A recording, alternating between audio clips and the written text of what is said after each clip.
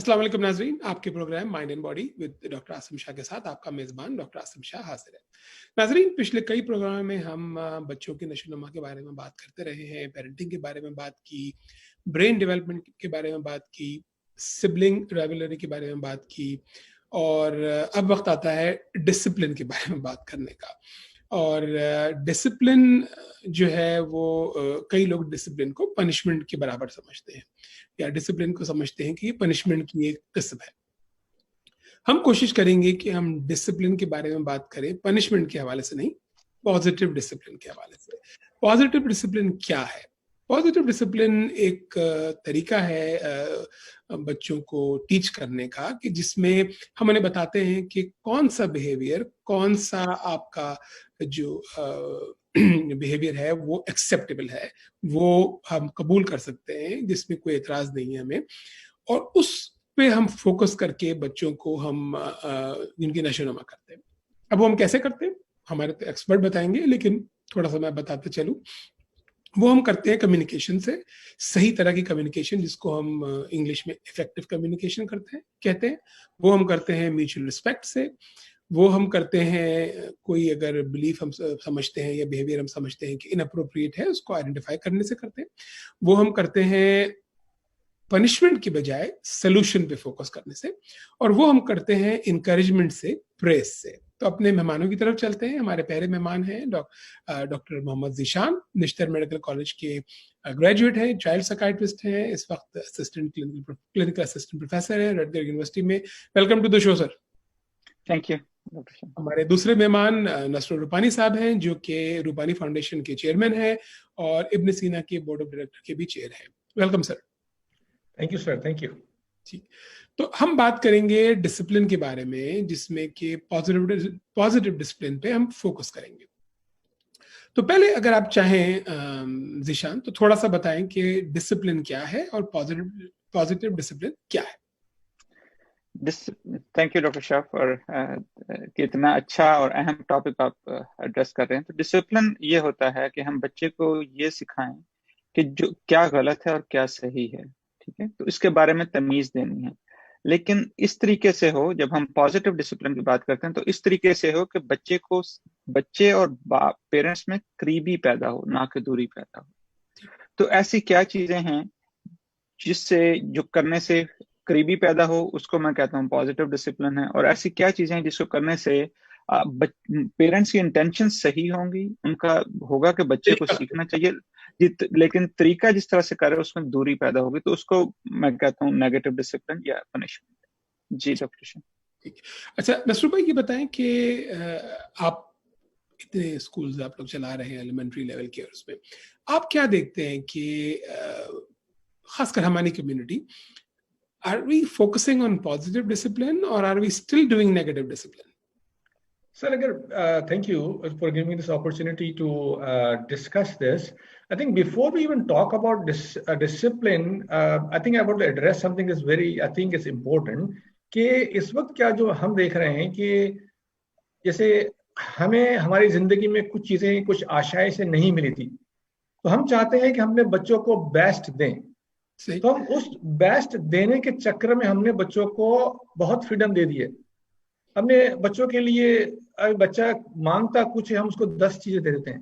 यानी वो बच्चा, we want everything to give it to our child. मैंने देखता हूँ कि मस्जिदों के बाहर मर्सिडीज खड़ी होती है, लक्सस खड़ी होती है, हर किस्म की गाड़ियां खड़ी होती है। 16 साल का बच्चा मर्सिडीज लेके आ रहा होता है। यानी हमने अपने बच्चों को हर चीज की एक हद से ज्यादा फ्रीडम दे चुकी है, और we try to give them the best that we did not have, and that is really needs to be address कि हमें फ्रीडम देनी है, हमें बच्चे को हर चीज देनी है, लेकिन लिमिट में देनी है। यानी मैंने ऐसी माएँ देखी हैं जो बच्चे की बर्थडे पर $5,000 का पर्स देती हैं। वो $5,000 का अगर पर्स लाके बच्चे को देते हैं विदाउट इवन थिंकिंग कि कल बच्चे की शादी होगी, वो बेटी की शादी होगी, तो the daughter will be able to afford to buy that $5,000 purse after marriage. We don't even think beyond that, right? So we are creating an environment for our children that we should not be and addressing it very early. So हमें पहले तो हमें खुद समझना चाहिए कि freedom कहाँ तक देनी होनी चाहिए और कहाँ तक हमें इसको एड्रेस करना चाहिए, क्योंकि when we trying to give them the best, उसमें हम भूल जाते हैं कि हमारी लिमिट क्या है। उसमें बच्चे जब उनकी आदतें बिगड़ जाती हैं तो फिर it's too late now, right? So we need to first of all understand कि भाई हमें फ्रीडम देनी है, कहाँ तक देनी है और किस तरह से इन चीजों को एड्रेस करना चाहिए। तो हमारा काम बेसिकली यही है कि हम किस वक्त किस तरह से एड्रेस करें। तो अगर हम शुरू से ही अपने बैक ऑफ द माइंड अगर हमें पता है कि हमें बच्चों को तैयार करना है उनकी लंबी जिंदगी के लिए कि how would they will live their life positively, तो वो भी अगर मैंने हमेशा कहा है कि बच्चा हमें देखकर सीखता है, तो हमें पहले पॉजिटिव बिहेवियर अपनाना होगा, राइट? अगर मैं किसी को थैंक यू या किसी को मैं अगर टक्कर मार कर निकल जाऊं उसको सॉरी नहीं बोलूंगा तो कुछ नहीं सीखेगा, राइट? तो फर्स्ट ऑफ ऑल यानी हमें बच्चों के लिए एक मिरेकल बनना होगा, बच्चों के लिए हमें पॉजिटिव बिहेवियर खुद अपनाना होगा हमें, तब जाकर हम बच्चों में पॉजिटिव बिहेवियर देख सकेंगे। अच्छा, इसमें जो एक आपने खास बात की वो ये कि हम अपनी जो विशेस हैं वो प्रोजेक्ट करते हैं बच्चों पे और बच्चों को वो चीजें हम देते हैं जो कि हमारी अपनी विश होगी। अगर कोई टॉय हमारी बचपन में विश थी, हम नहीं ले सके, हम बच्चे को ले देंगे। इस किस्म के हम काम करते हैं, हमारी अपनी प्रोजेक्शन है, ठीक है। मेरा सवाल ये था कि आप देख रहे हैं कि देसी कम्युनिटी में पेरेंट्स बच्चों को पॉजिटिव डिसिप्लिन कर रहे हैं या वही पुराना तरीका पनिशमेंट वाला चल रहा है? So basically again when I am talking to about कि हमारी जो again affluent community or then there's two, right, जो low income families हैं and affluent community. So इसमें अगर there are two different things, right? So let's talk about the low income new immigrants, refugees. That's what I would like to address it too, क्योंकि हम इसीलिए हम उर्दू में बात कर रहे हैं कि हम उन कम्युनिटी से बात करना चाह रहे हैं जहां पर जो रिसेंटली अराइव्ड इन कम्युनिटी में है, उसमें हमें ये बहुत बड़ा चैलेंज नजर आता है क्योंकि हमारे पेरेंट्स आर ओवरवेल्म्ड, बिल्कुल नए एनवायरनमेंट में आ जाते हैं। पाकिस्तान छोड़कर हम यहाँ आते हैं और यहाँ पाकिस्तान, इंडिया, साउथ एशिया छोड़कर हम यहाँ आते हैं तो हम कंप्लीटली डिफरेंट एनवायरनमेंट में, तो उस एनवायरनमेंट में वी आर स्ट्रगलिंग। सो हमारे जो फर्स्ट जनरेशन होती है वो तो हम स्ट्रगल कर रहे होते, तो उस स्ट्रगल में हमें ये सूद बूद ही नहीं होती कि हमें बच्चों के साथ किस तरह से बात करनी है, किस तरह से बिहेव करना है, वो हम एड्रेस ही नहीं कर पाते। तो yes, to answer simple question, yes, we are not paying attention to the discipline at all. ठीक। अच्छा ज़ीशान, ये बताएं कि कहना तो बहुत आसान है कि जी पॉजिटिव डिसिप्लिन करो, कुछ हमने तरीके बताए भी, लेकिन आम घरों में अगर कोई बच्चा गलत बात करता है तो आसान नहीं होता कि ये कहना कि बेटा कोई बात नहीं, ठीक है, तुमने बहुत कीमती चीज तोड़ दी, कोई बात नहीं, ठीक है, कल भी तोड़ देना, कोई ऐसा मसला नहीं है। या अगर बच्चा फेल हो गया तो इतना आसान नहीं होता कि उसको गले लगा के आप प्यार करें और बोलें कि शाबाश बेटा। तो मतलब देखिए ना, कहने में और उसमें तो कैसे उस ये जो एक जिसको कहते हैं ना ये कड़वी जो गोली है, इसको कैसे स्वॉलो करें और क्या करें इस बारे में? जी, अच्छा कि आपने एग्जांपल्स भी दे दी, और अक्सर पेरेंट्स के बारे में यही ख्याल होता है, और अक्सर जो है ना, मतलब पेरेंट्स ये कंप्लेन भी करते हैं कि हमें जो है ना ये तो बताया जाता है कि आप अच्छे पेरेंट नहीं हो और जो है ना बच्चे को इस तरह बात करो, लेकिन क्या करना चाहिए इसके ऊपर बात नहीं होती। तो इसमें दो तीन चीजें हैं। इसमें यह है कि बच्चे को कब समझाना कब है, ठीक है, जो टाइमिंग है वो काफी इंपॉर्टेंट होती है। मिसाल अब आपने ही दी, बच्चे ने कोई चीज तोड़ दी, बच्चा फेल हो गया, बुरे नंबर लिए। अच्छा, जब भी जो डॉक्टर डैन सीगल हैं, उन्होंने ब्रेन को दो हिस्सों में डिवाइड किया है, ठीक है। वो कहते हैं एक ऊपर वाला हिस्सा है जिसको हम जो हमारा यूं समझ लें कि सीईओ है, जिसने हमें बताना है कि यार क्या ठीक है क्या गलत है, और एक नीचे वाला हिस्सा है जिसका काम जो है ना वो ये होता है कि जब भी बच्चा गुस्से में होता है या कोई भी गुस्से में होगा तो नीचे वाला हिस्सा ज्यादा एक्टिव होता है, ठीक है। तो बच्चे ने कोई चीज तोड़ी या बच्चा फेल हो गया तो उसका नीचे वाला हिस्सा बहुत ज्यादा एक्टिवेट हुआ है, और नीचे वाला जो ब्रेन का हिस्सा है उसका काम ये होता है कि या तो फाइट बैक करे या भाग जाए या अवॉइड करना शुरू कर दे, ठीक है। या तो पेरेंट्स को कहे तुम गलत हो, या फिर वो अपने कमरे में बंद होकर रोना शुरू कर दे। तो उस वक्त समझाना थोड़ा सा इतना रिसेप्टिव नहीं होता बच्चे के लिए, ठीक है। बहुत तो अच्छी पेरेंट्स बिल्कुल। जी, तो पेरेंट्स के लिए पहली चीज ये है कि उस वक्त हाँ बच्चे को ये बताएं कि आपने गलत किया, और ये देखें और बच्चे का क्या रिएक्शन है। बच्चा बहुत गुस्से में है कि यार मेरा स्कोर कम आया, बच्चा पहले से बहुत उदास है, तो उसको आप कह सकते हो कि आप बहुत उदास लग रहे हो, बहुत गुस्से में लग रहे हो, ठीक है हो गया, क्या ख्याल, हम बात कर लेते हैं कि कब कैसा क्यों हुआ और हम क्या कर सकते। तो उस वक्त बच्चे को ये समझाना कि आप उसको समझने की कोशिश कर रहे हो, उस वक्त ये चीज जरूरी है। और उसके बाद ये नहीं कि आपको महीना वेट करना है, शाम में अगले दिन फिर उसको समझाना जब वो थोड़े से बेहतर में हो कि देखो कल आपने ये किया, उससे इतना नुकसान हुआ, क्या चल रहा था आपके जहन में, क्यों आपने ऐसा किया, क्यों नंबर कम आए। और फिर जब आप बात करेंगे ना तो बच्चे को समझना और लेना आसान हो जाएगा। मसला वहां खराब होता है कि हम फौरन उसी वक्त वो बच्चे का जो जो lower part of the brain जो 6 डिग्री पे था वो 10 पे पहुंच जाता है जी। अगर हम फॉरन रिएक्शन शो करेंगे तो वो एक्सट्रीम रिएक्शन होता है। तो आपने जी बहुत अच्छी बात की कि कभी अगर कोई बच्चा गलत बात करे, चाहे वो कोई चीज तोड़े या इम्तिहान में अच्छे नंबर नहीं आए, तो हम उस वक्त कोशिश करें कि काम रहें और उनका बच्चे का रिएक्शन देखें, और फिर कुछ देर बाद चाहे शाम में या अगले दिन सुबह हम बच्चे को हेयर देम आउट, उनसे हम उनकी सुने कि क्या उनके जहन में चल रहा था, क्यों ये हुआ, और फिर उस हिसाब से हम बात करें तो उसका असर ज्यादा होता है। वक्फे का वक्त आ रहा है और वक्फे से पहले स्पॉन्सर्स का शुक्रिया बहुत जरूरी है। इब्न सीना फाउंडेशन इस प्रोग्राम को स्पॉन्सर करते हैं, उनके तवज्जुह से ये सारी इन्फॉर्मेशन आपको पहुंचती है, उनका हम बहुत शुक्रगुजार हैं उनके। वक्फे के बाद ये सिलसिला जारी रखेंगे, stay with us.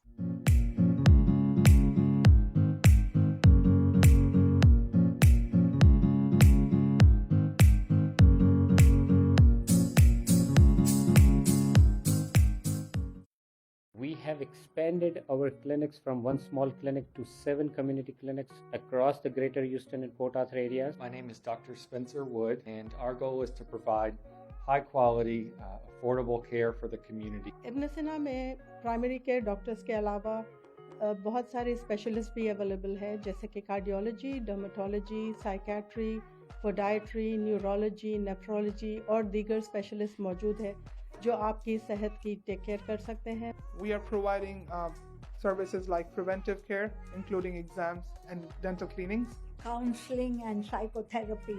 If medicine taken properly can give a good life. इब्न सीना की सर्विसेज जो मेडिकल सर्विसेज से शुरू हुई थी वो एक्सपेंड हुई medical, dental, diagnostic, speciality care and mental health services. हमने specially mental health services since last 1 year से एक्सपेंड की है।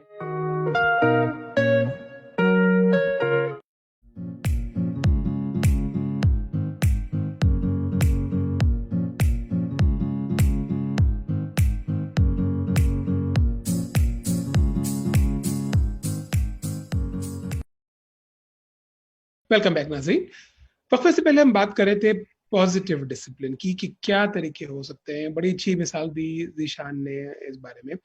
नसरूल भाई ये बताएं कि आप क्या देखते हैं कि जब हम माँ बाप को समझाते हैं कि पनिशमेंट ना करें, पॉजिटिव डिसिप्लिन करें, तो आपने जिक्र किया रेफ्यूजीज का, लो सोशो इकोनॉमिक स्टेटस का, तो क्या वो सुनते हैं इस बात को, या आप देखते हैं कि जो एफ्लुएंट फैमिलीज हैं वो ज्यादा तवज्जो दे रही हैं, या जो लो सोशो इकोनॉमिक फैमिलीज हैं वो ज्यादा तवज्जो देती हैं इस बात पे? कुछ डिफरेंस देखते हैं आप?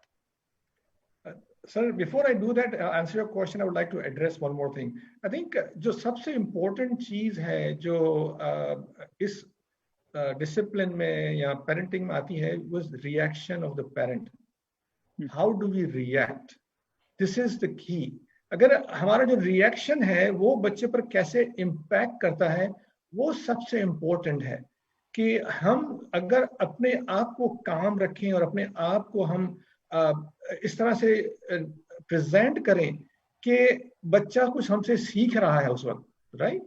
अगर हम खुद अपना ये कहते हैं कि यूजुअली जो हमारा एक कल्चर है कि माँ अपने सारा जो क्या कहें कि स्ट्रेस और एंजाइटी बच्चों पर निकालती है, ये हम सुनते आए हैं, राइट।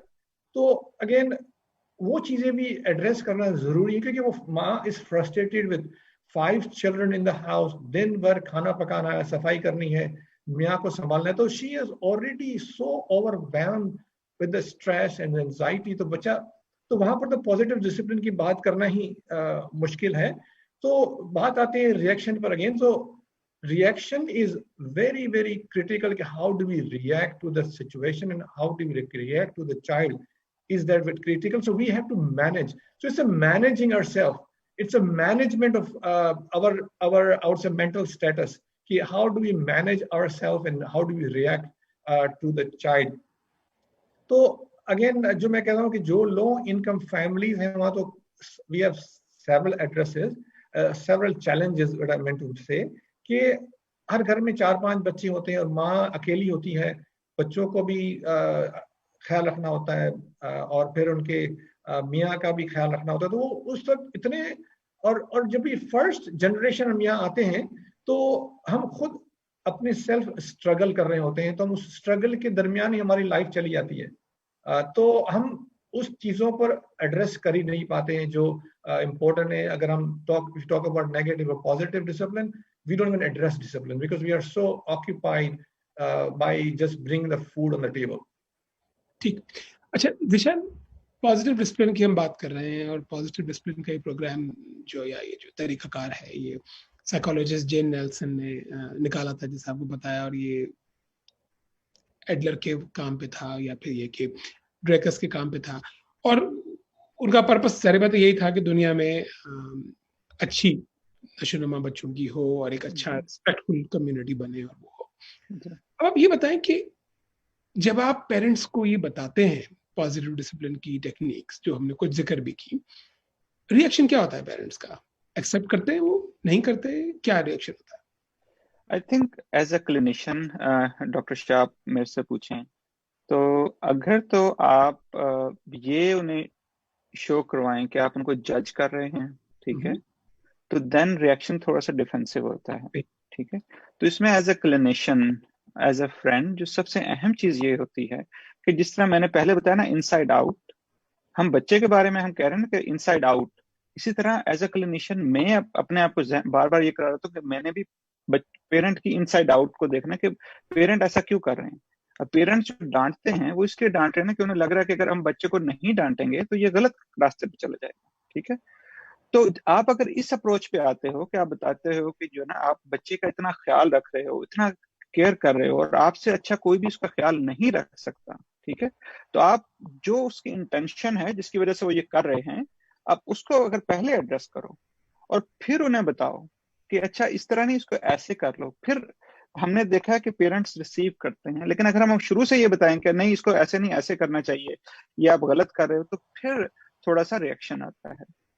तो आपके कहने का मतलब है कि इसमें क्लिनिशियन का या हमारा बताने का तरीकाकार बहुत इम्पोर्टेंट है। अगर हम बगैर पेरेंट्स को जज किए उन्हें तरीकाकार बताएंगे तो उसका असर ज्यादा होगा, बजाय इसके कि हम ये बोलें कि you are a bad parent, और वो ऑलरेडी डिफेंसिव पे आ जाएंगे और फिर वो आपकी बात सुनने में इंटरेस्टेड नहीं होंगे, एक ऑलरेडी बायस क्रिएट हो जाएगा। तो ये बड़ी अच्छी आपने बात की, क्योंकि कई थेरेपिस्ट और कई साइकियाट्रिस्ट और कई लोग इस बारे में इस तरह से अप्रोच करते हैं कि जी आपकी अप्रोच बिल्कुल गलत है, you are a bad parent, kind of bad person, और फिर उससे बात जब आगे बढ़ती है तो वो बात कहीं नहीं पहुंच पाती। अच्छा, देसी कम्युनिटी में पॉजिटिव डिसिप्लिन कितना नजर आता है?